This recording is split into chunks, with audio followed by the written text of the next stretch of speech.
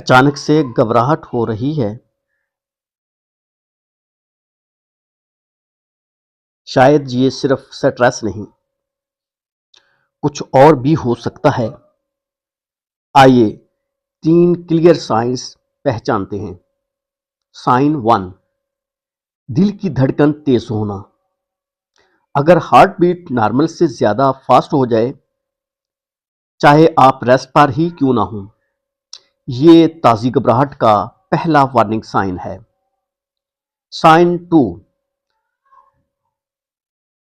सांस का फूलना। अचानक से सांस कम पड़ना, चेस्ट टाइटनेस या लगे हवा कम मिल रही है, ये घबराहट का सेकंड इंपॉर्टेंट साइन है। साइन 3, बेचैनी और कंपेयर लॉस। दिल बेचैन, हाथ पांव ठंडे, दिमाग रशिंग, ये सब सडन एंजाइटी का कॉमन सिग्नल्स है। अगर ये 3 साइंस रिपीट हो रहे हैं, इग्नोर ना करें, अपनी हेल्थ को सीरियस लें। वीडियो को लाइक करें और कमेंट में बताइए किस साइन का आपने तजुर्बा किया।